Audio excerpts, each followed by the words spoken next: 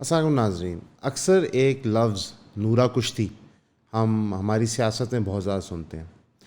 یہ ایک فنومنون ہے جس کے تحت جو گورنمنٹ ہوتی ہے وہ ایک فکسڈ اپوزیشن کے ساتھ ایک کھیل کرتی ہے، ایک دھول پھینکتی ہے ہماری آنکھوں میں ہمیں سچائی سے چھپانے کے لیے. ابھی recently P M L N اور پی پی پی یہ نورا کشتی دوبارہ سے کھیلنا شروع ہو گئی. لیکن یہ نورا کشتی صرف لمیٹڈ نہیں ہے پی پی پی اور پی ایم ایل این کو، اس میں علی مین گنڈا پور صاحب جو سی ایم کے پی کے ہیں پی ٹی آئی کے، وہ بھی شامل ہیں. اس فنومنون کو سمجھنا ضروری ہے، تو ہم نے سوچا ہے کیوں نہ آپ کو مثالوں سے سمجھایا جائے. P P P P M L N M Q M نے مل کے سرکار بنائی، عہدے بانٹے، اس کے بینیفٹس لیے، فورن ٹرپس پہ جانا شروع کیا انویسٹرز کے پیسے پکڑنے کی بات میں. جب بجٹ کی باری آئی تو پتہ چلا کہ جو بجٹ بننا ہے وہ ٹوٹلی ملٹری اسٹیبلشمنٹ نے بنا کے دینا ہے، اور آئی ایم ایف کی ڈائریکشنز بغیر بن نہیں سکتا، کیونکہ جو منسٹر فائنانس لگے تھے وہ تو کلیئرلی کسی بھی جمہوری پارٹی کے کنٹرول میں تھے نہیں. اب جو بجٹ بنا اس کے تحت جو ظلم و ستم کی داستان قائم ہوئی وہ اب میں اور آپ فیس کر رہے ہیں اور آنے والے مہینوں میں کرتے رہیں گے. اب یہ بڑا اس کا نیگیٹو امپیکٹ ہوتا ہے کسی بھی سیاسی جماعت پہ، تو اس سے بچا کیسے جائے؟ تو کیوں نہ ایک گیم کھیلی جائے. سب سے پہلے نواز شریف صاحب جو actually P M L N کا فیس ہیں، جن کا ایک ووٹ بینک ہے، ان کو ٹوٹلی سپورٹ کر دیا جائے اس گورنمنٹ سے. یعنی کہ وہ اپنے ہی بھائی کی گورنمنٹ کی میجر اپوزیشن پلے کرتے رہتے ہیں اکثر اوقات. مریم نواز جو ان کی بیٹی ہیں، جن کو پارٹی کا فیوچر سمجھا جاتا ہے، جو سی ایم پنجاب ہیں، ان کو بھی بجٹی کانورسیشن سے اور جنرلی ڈسکورس سے دور رکھا جائے. انٹرویوز تو یہ دونوں دیتے نہیں ہیں، جرنلسٹ کے سوالوں کے جواب دیتے نہیں ہیں، تو ان کے جو اوپینینز ہوتے ہیں بڑے کیوریٹڈ ہوتے ہیں، بڑے لمیٹڈ ہوتے ہیں، اور ہر چیز چھپائی جاتی ہے انڈر دا گارب آف کہ یہ بہت بزی ہیں، بہت کام کر رہے ہیں، حالانکہ ایسا کچھ بھی نہیں ہے. پھر آتی ہے باری پیپلز پارٹی کی. اب بلاول بھٹو کو زرداری صاحب کی خواہش ہے کہ یوتھ آئیکن بنا کے پریزنٹ کیا جائے as the great hope Pakistani politics کی. ایک ہائیلی کوالیفائڈ ایجوکیٹڈ ینگ لڑکا ہے، بڑا ویل اسپوکن ہے انگلش میں، اردو بھی وقت کے ساتھ بہتر ہو گئی ہے، منہ متھے لگتا ہے، تو اس کو پریزنٹ کیا جائے اس طرح. تو اکثر اوقات وہ ایسی اسٹیٹمنٹس دیتے ہیں کہ اس بجٹ کے اندر کچھ بھی نہیں ہے، فائنانس منسٹر مشکوک ہیں، ان کی اوتھینٹسٹی کیا ہے ہمیں نہیں پتہ، کوالیفیکیشن کے ایگزیکٹ لفظ انہوں نے استعمال کیے، اور کہ یہ جو بجٹ ہے یہ صرف لوگوں کا نقصان کرے گا. لیکن اس کے ساتھ ساتھ وہ بجٹ کو اپروو بھی کرا دیتے ہیں، اس کی ڈسکشنز میں بھی شامل ہوتے ہیں، اور پھر اپنے لا میکرز کو استعمال کرتے ہیں ایسی اسٹیٹمنٹس دینے کے لیے. جو ملتان کے اندر سے گیلانی صاحب کے ایک ایم این اے بیٹے ہیں غالباً، انہوں نے اسٹیٹمنٹ دی کہ یہ بجٹ بالکل بھی پس منظر جو کمزور علاقے ہیں ان کا دھیان نہیں کرتا، وہاں پہ نقصان ہی پہنچاتا ہے، لیکن آخرکار ہماری مجبوری ہے کہ ہم اس بجٹ کا ساتھ دیں. ساتھ ہی ساتھ ایسی اسٹیٹمنٹس بھی ملتی ہیں پی پی پی کے لا میکر سے کہ پی ایم ایل این کی عوام میں جو مقبولیت ہے وہ تو ختم ہو چکی ہے. ایک چیز یہاں پہ ہم بتانا چاہیں گے کہ پی ایم ایل این کی عوام میں اس الیکشن میں کوئی مقبولیت نہیں تھی. مقبولیت ایک ہی جماعت کی تھی. فارچونیٹلی انفارچونیٹلی بائی سرکمسٹانس وہ گورنمنٹ نہیں قائم کر پائے. جو گورنمنٹ بنی ہے ایکچولی وہ مائنورٹی ووٹر کی ہے، یعنی کہ جن لوگوں نے کم تعداد میں ووٹ دیا تھا ایک جماعت کو، وہ جماعت آج حکومت میں ہے. اور اس کے بہت سارے کینڈیڈیٹس کے جو ایم این اے کی کینڈیڈیٹ جو ایم این اے کی وکٹری ہے وہ ڈاؤٹ کے اندر ہے. اور یہی بات سچ پی پی پی کے لیے بھی ہے اور ایم کیو ایم کے لیے بھی ہے. یہ بات سچ بلاول بھٹو کی بہن کے لیے بھی ہے جو ابھی ایک سیٹ جیتی ہیں ان اپوزڈ. یعنی کہ اتنی جمہوریت کوٹ کوٹ کے بھری ہوئی ہے سندھ کے اندر کہ ان اپوزڈ ایم این اے آج کے دور میں بھی الیکٹ ہو رہے ہیں، لیکن یہ ہوا ہے. اب اس سب کے دوران آپ سوچ رہے ہوں گے کہ یہ جو سارا ایک ڈرامہ اور سرکس رچایا جا رہا ہے، اس سے میں نے علی امین گنڈا پور صاحب کا نام کیوں لیا؟ کیونکہ علی امین گنڈا پور صاحب ایک اور ہی گیم کھیل رہے ہیں، ان کا وکھرا ہی جہان ہے. انہوں نے کہا یہ بجٹ چھوڑو. میں جس میٹنگ میں شامل ہوں جس میں پرائم منسٹر بھی ہے اور سی ایمز بھی ہیں، وزیر بھی ہیں، چیف آف آرمی اسٹاف بھی ہے، جہاں پہ ہاتھ اٹھا کے دعا مانگی گئی ہے جو ریسنٹ آپریشن پاکستان نے لانچ کیا ہے کے پی کے اور بلوچستان کے اندر اور میجورٹی کے پی اے کے اندر، اس کی بہتری کے لیے، ٹیررزم کے خاتمے کے لیے. وہی علی امین گنڈا پور صاحب جو دعائیں مانگ رہے تھے اس میٹنگ کے اندر، جب وہ عمران خان صاحب سے ملاقات کر کے آتے ہیں تو وہ ایک دم سے 180 لے لیتے ہیں. وہ کہتے ہیں جی آپریشن کا تو لفظ استعمال نہیں ہوا، ابھی تو D G S P R نے بریفنگ دینی ہے، یہ ہونا ہے وہ ہونا ہے. ٹھیک ہے بھائی، آپ نے کہہ دیا، ہم نے مان لیا. لیکن بات یہ ہے کہ جب ایک پریزنٹیشن ہو رہی ہے کہ ٹیررزم بہت رائز پہ ہے، اس کے خلاف ہم نے کوئی عدم لینا ہے، کوئی کام کرنا ہے، ایک نام آپ کے سامنے سے گزرتا ہے بار بار، تو آپ کو اتنی تو عقل ہونی چاہیے. آپ اتنے بڑے صوبے کے چیف منسٹر ہیں، آپ پہ ذمہ داری ہے قوم کی، اور کے پی کے بہت پلیگڈ ہے ٹیررزم کے ساتھ، تو آپ کو تو ایکسٹرا اٹینٹیولی سننا چاہیے تھا. بہرحال آپ نے کہہ دیا، لوگوں نے مان لیا، اور جو ڈائی ہارڈ سپورٹرز کسی بھی جماعت کے ہوتے ہیں وہ کوئی بھی چورن ان کا جماعت والے بیچیں تو وہ لے لیتے ہیں. لیکن عقل پہ یہ بات نہیں بیٹھتی. بات جو عقل پہ بیٹھتی ہے وہ یہ ہے کہ اب جب گھنٹا پور صاحب سی ایم بن گئے، اقتدار میں آ گئے ہیں، پاور پورے صوبے کی ان کے پاس ہے، اب جو وہ عزم تھا ان کے دل کے اندر کہ لڑ جائیں گے، مر جائیں گے، مٹ جائیں گے، وہ تھوڑا تھوڑا کمزور ہو رہا ہے، اور یہ نیچرل ہوتا ہے. آپ کو میں ایک پرانی مریم نواز کی انٹرویو کی طرف لے کے جانا چاہوں گا، جہاں پر انہوں نے کہا تھا کہ اقتدار میں آنے کا طریقہ جو عمران خان صاحب نے اپنایا 2018 میں، یہ ہمیں بھی آتا ہے. اس کے لیے بس تھوڑے سے پالش کرنے پڑتے ہیں جوتے، اور تھوڑا سا یس یس کرنا ہوتا ہے. اور آج الحمدللہ وہ خود اقتدار میں ہے، پاکستان کی شاید ہسٹری کے موسٹ ریگڈ الیکشن میں. تو یعنی کہ جب آپ اقتدار میں آ جاتے ہیں تو پھر آپ کے موقف بدل جاتے ہیں، اور جب آپ اقتدار سے باہر ہوتے ہیں تو پھر آپ لڑنے مرنے جھگڑنے کو تیار ہوتے ہیں. اگر آپ پی ٹی آئی کے اندر بھی دیکھیں تو اس سوچ کی وجہ سے ایک سپلٹ، ایک دراڑ آ گیا. وہاں پہ ان کے ایم این ایز جو ہیں وہ پارلیمنٹ میں تقریریں دیتے ہیں کہ میری شاید یہ آخری تقریر ہو، میں شاید یہ چھوڑ دوں جماعت، کیونکہ یہاں پہ جماعت کا ایک ہائی جیک ہو گیا ہے. یہ کنفیوژن پی ٹی آئی کی اس وقت تھوڑی بہت لیجٹمیٹ ہے، کیونکہ جو مینز آف کمیونیکیشن ہے ان کے لیڈر کے ساتھ وہ انتہائی لمیٹڈ ہے. لیڈر جیل کے اندر ہے، تو لوگوں کے اندر انتشار پھیلنا فیئرلی کامن ہے. لیکن اس کے اندر آپ کو نظر آتا ہے کہ جو ان کے ممبران اقتدار میں بیٹھے ہوئے ہیں، جن کے پاس کوئی منسٹریز ہیں یا کوئی پاور والے عہدے ہیں، وہ اس سے پیچھے ہٹنے کو بھی تیار نہیں ہے. یہ ایک نورا کشتی ہے. یعنی کہ ہمیں بیان دیا جاتا ہے کہ امریکہ کی گرینڈ سازش تھی، لیکن اصل میں سازش نکلتی ہے باجوہ صاحب کی، اور وہی ایک پرانی پاکستان کی کہانی ہے کہ انٹرنل اسٹیبلشمنٹ اور پولیٹیشین کی لڑائی نکلتی ہے. ہمیں تیار کیا جاتا ہے کہ امریکہ سے ظالم ہے ہی کوئی نہیں، حالانکہ امریکہ سے ظالم کوئی بھی نہیں ہے، اس سے ہم اتفاق کرتے ہیں. لیکن اس پرٹیکولر نیریٹو میں کہ پوری جمہوریت کا پروسیس ڈیریل امریکہ نے کر دیا پاکستان میں، اور پاکستان کے سب سے مقبول لیڈر کو فارغ کر دیا، اور یہ ایک پری پلانڈ گیم کے تحت ہوا. بعد میں یہ انکشافات چینج ہو جاتے ہیں. تو اس وقت ہمیں یہ سوچنا چاہیے کہ یہ ساری نورا کشتی ہو کیوں رہی ہوتی ہے. اگر بیہائنڈ دا سینز ان لوگوں نے چیزیں طے کرنی ہوتی ہیں تو وائی ناٹ سامنے آ کے طے کریں. اس کی وجہ یہ ہے کہ انہوں نے جو جعلی پگڑیاں پہنی ہوتی ہیں ان سیاستدانوں نے، ان ملٹری اسٹیبلشمنٹ کے لوگوں نے، اور جوڈیشری پہ بھی ہم جوڈیشری پہ آئیں گے، انہوں نے اس کو قائم رکھنا ہوتا ہے. اس لیے نورا کشتی، اس لیے WWE اسٹائل فیک ریسلنگ، اس لیے اسکرپٹ بن کے آپریشنز کیے جاتے ہیں. آپریشن ملٹری آپریشن نہیں، آپریشنز ایز ان کے ڈیلی آپریشنز پولیٹیکل جماعتوں کے.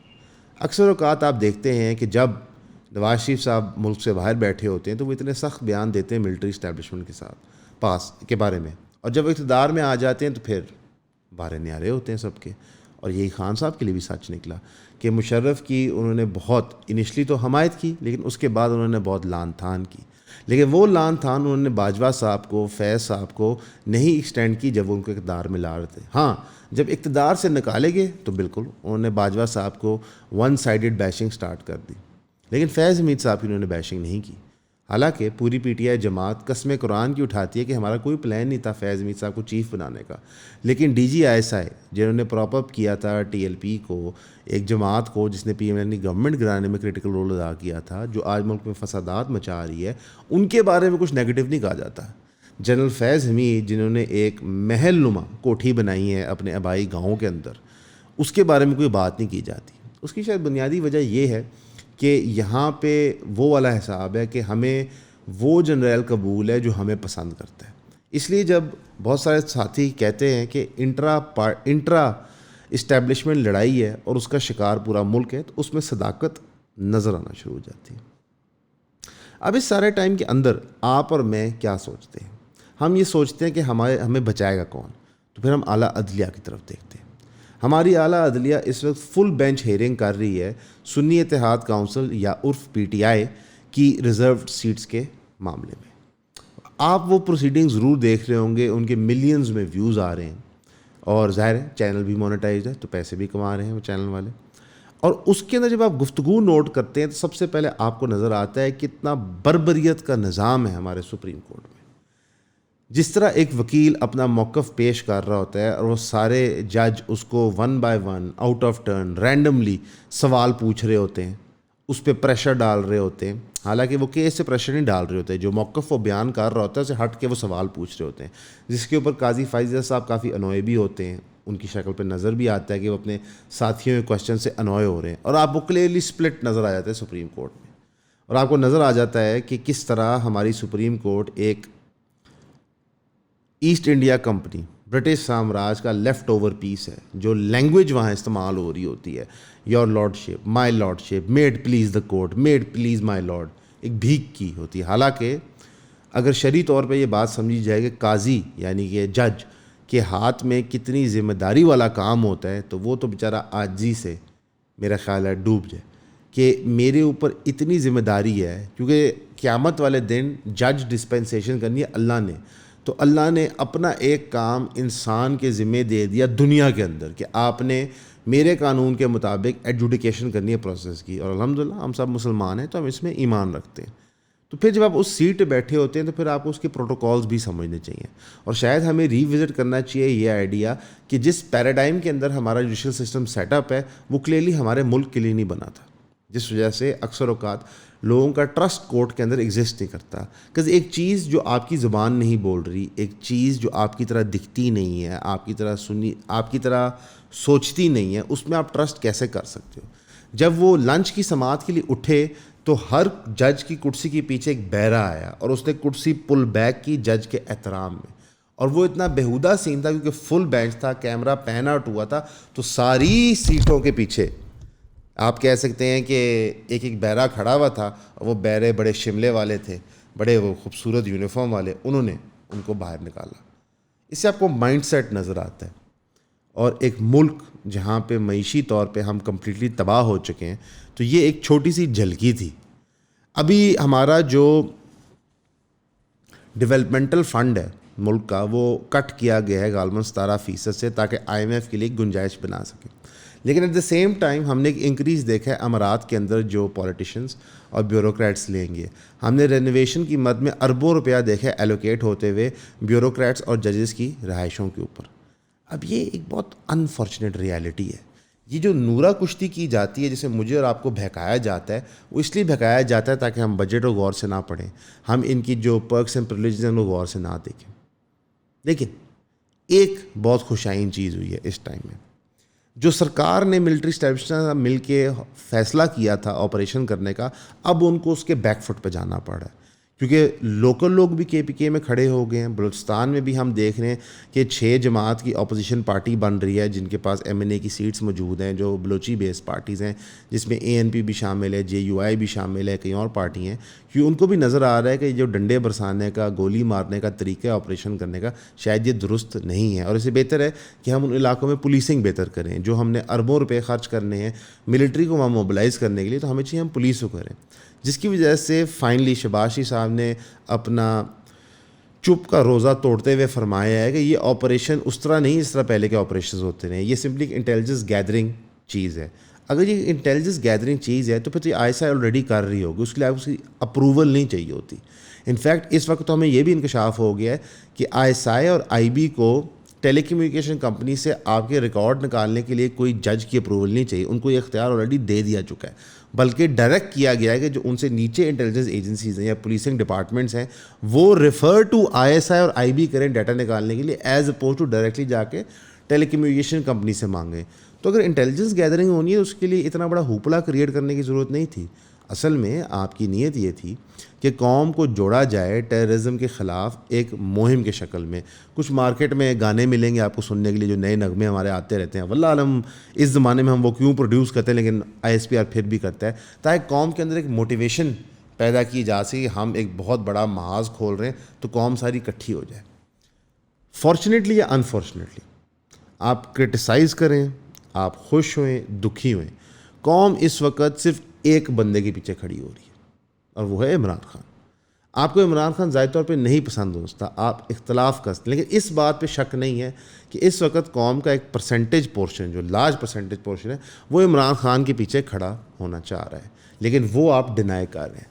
اکثر اوقات نجی طور پہ ہم سوچتے ہیں وہ منظر کہ اگر عمران خان کو بیل ہو جائے اور عمران خان باہر آ جائے اور عمران خان جلسہ کرے تو اس جلسے میں کیا ہوگا.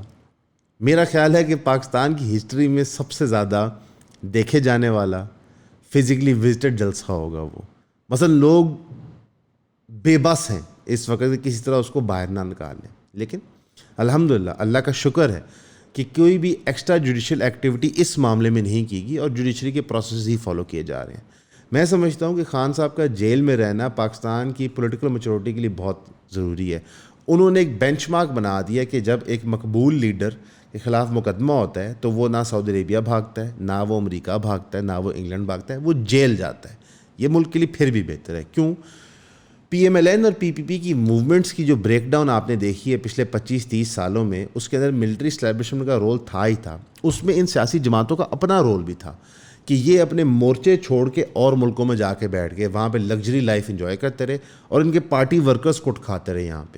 یہاں پہ آج بھی پی ٹی آئی کا پارٹی ورکر اس لیے جڑا ہوا ہے پی ٹی آئی کے ساتھ کہ وہ دیکھتا ہے کہ اگر ہمیں 10 ڈنڈے پڑ رہے ہیں, ہمیں گرمی میں رکھا جا رہا ہے, ہمارے ساتھ ظلم ہو رہا ہے, تو ہمارا لیڈر بھی تو اندر ہے. ایک آپ کہہ لیں فیلنگ آف فیملیئرٹی بن جاتی ہے, فیلنگ آف فیملی بن جاتی ہے کہ ہم سیم پرابلمس کے تھرو گو تھرو کریں, اس لیے ہمارے میں بہت کامنالٹی ہے. اور یہ بہت کرٹیکل ہے کسی بھی جماعت کے لیے.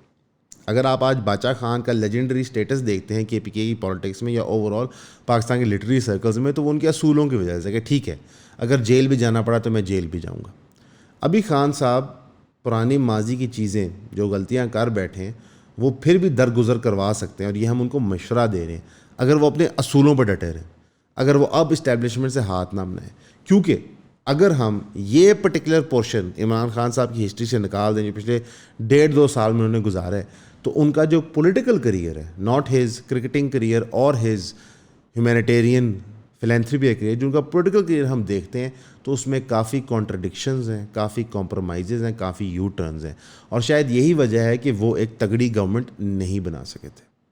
تو آج ہم نے آپ کو سمجھایا نورا کشتی کیا ہوتا ہے.